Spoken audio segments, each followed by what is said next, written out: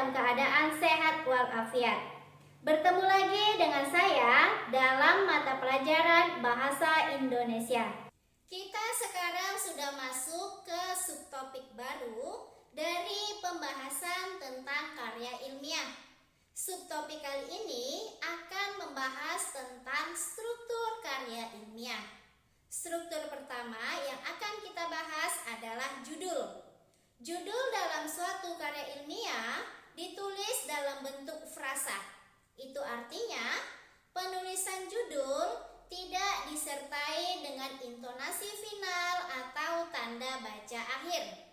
Selain itu, judul juga ditulis dengan huruf kapital semua, kecuali pada bagian anak judul. Nah, pada bagian anak judul, huruf kapitalnya hanya digunakan pada huruf pertama setiap kata, kecuali kata penghubung dan kata depan. Judul dalam karya ilmiah dapat mencerminkan banyak hal. Dari judul, kita dapat mengetahui banyak hal tentang penelitian yang dituangkan dalam karya ilmiah tersebut. Hal-hal yang dapat diketahui dari judul karya ilmiah antara lain yaitu masalah yang diteliti, ruang lingkup penelitian, tujuan penelitian, subjek penelitian, dan metode penelitian yang digunakan. Kita lihat contohnya ya. Misalnya kita membuat judul pengaruh motivasi dan hasil belajar bahasa Indonesia siswa SMA Negeri 5 Bagan Sinembah. Penelitian korelasional tentang motivasi dan prestasi bahasa Indonesia di SMA Negeri 5 Bagan Sinembah. Dari judul tersebut, kita dapat mengetahui bahwa masalah yang diteliti yaitu tentang motivasi dan hasil belajar bahasa Indonesia.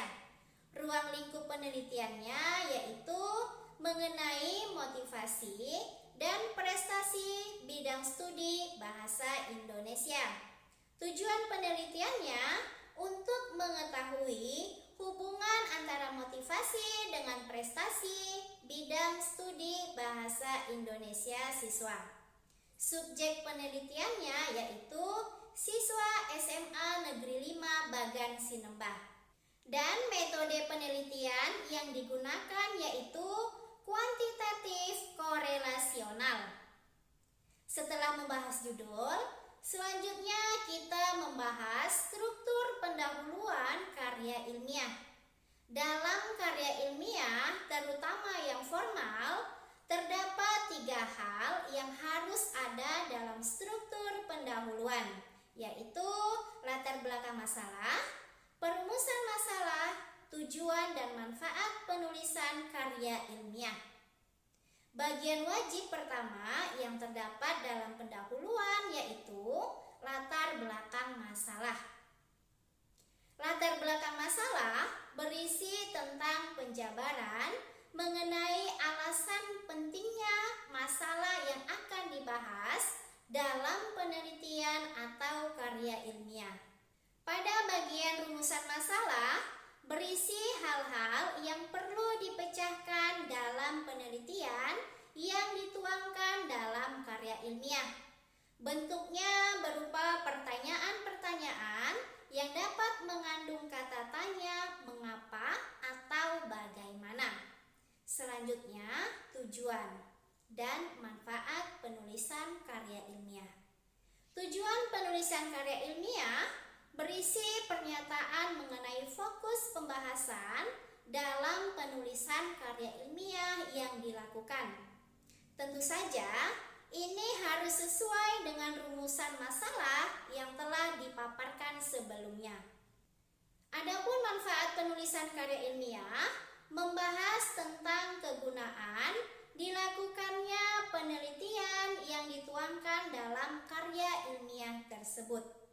Sekarang kita masuk ke struktur ketiga dari karya ilmiah ya, yaitu kerangka teoretis. Ingat ya, yang baku adalah teoretis bukan teoritis. Kerangka teoretis memuat teori-teori yang digunakan sebagai landasan dalam penulisan karya ilmiah. Selain itu, tercakup juga kerangka pemikiran dan hipotesis penelitian. Hipotesis dalam KBBI artinya adalah sesuatu yang dianggap benar untuk alasan atau pengutaraan pendapat, meskipun kebenarannya masih harus dibuktikan. Kerangka teoritis ini sangat penting untuk berada dalam karya ilmiah, karena selain berisi muatan teori-teori, kerangka pemikiran, dan hipotesis, dicantumkan juga penelitian-penelitian yang pernah dilakukan oleh orang lain sebelumnya. Struktur karya ilmiah keempat yaitu metodologi penelitian. Metode dengan metodologi itu berbeda ya. Metode adalah cara kerja yang bersistem untuk memudahkan pelaksanaan suatu kegiatan guna mencapai tujuan yang ditentukan. Sedangkan metodologi itu ilmu yang mempelajari tentang metode-metode. Metode penelitian adalah serangkaian prosedur atau tahapan dalam penelitian. Tahapan tersebut dimulai dari persiapan, penentuan sumber data, pengolahan, sampai pelaporannya yang dituangkan dalam bentuk karya ilmiah formal. Struktur kelima yaitu pembahasan. Apa sih yang terdapat dalam pembahasan? Dalam pembahasan berisi tentang paparan isi pokok karya ilmiah, mulai dari pendahuluan, kerangka teoretis, metodologi penelitian, dan hasil yang diperoleh.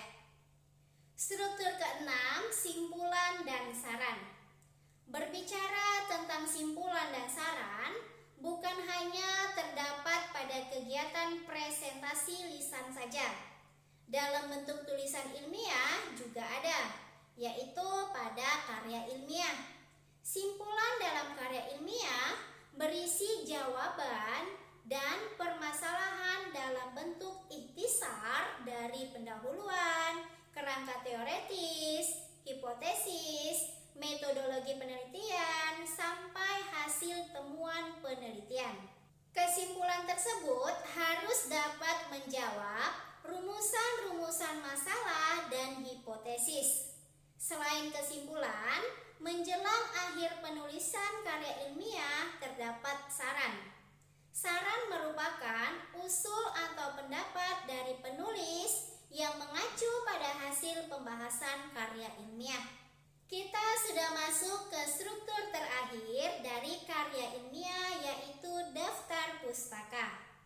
Merujuk pada KBBI, daftar pustaka merupakan daftar yang mencantumkan judul buku, nama pengarang, penerbit, dan sebagainya yang ditempatkan pada bagian akhir suatu karangan atau buku dan disusun menurut abjad. Tujuan adanya daftar pustaka adalah untuk memberikan apresiasi atau penghargaan kepada penulis. Sampai di sini dulu pembahasan kita pada subtopik kali ini ya. Sampai jumpa pada subtopik berikutnya. Wassalamualaikum warahmatullahi wabarakatuh.